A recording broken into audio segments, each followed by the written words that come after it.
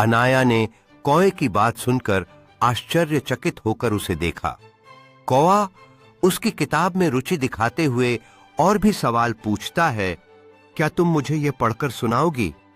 अनाया ने मुस्कुराते हुए सोचा कि ये एक अद्भुत मौका है और उसने अपने दिल की बात कौए से साझा करने का फैसला किया।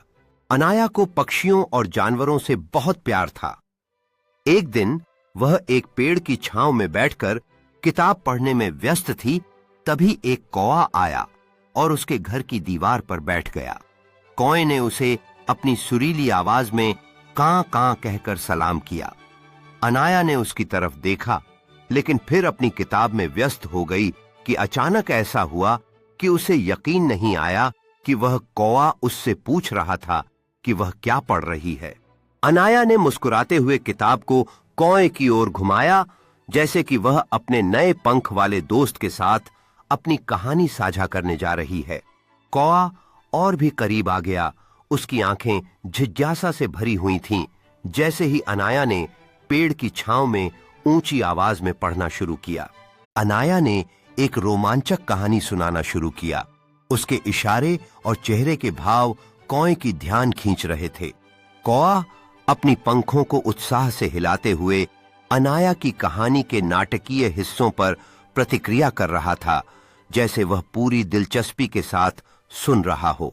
आखिरकार अनाया ने अपनी कहानी को एक उत्साह के साथ समाप्त किया। उसके चेहरे पर खुशी की चमक थी।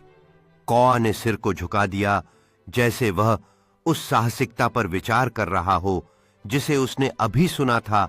उसकी आंखों में जिज्ञासा की चमक थी। अनाया ने कौए को देखते हुए संतोष की भावना महसूस की, जैसे कि उनके बीच एक गहरा बंधन बन रहा हो। अचानक कौआ उड़ान भरता है, आसमान में अपने पंखों को फैलाते हुए, और अनाया नीचे उसे देखकर चकित रह जाती है। अनाया ने खड़े होकर कौए के उड़ने पर एक प्रेरणा का अनुभव किया, जैसे उसे नई कहानियों के लिए विचार आ रहे हों।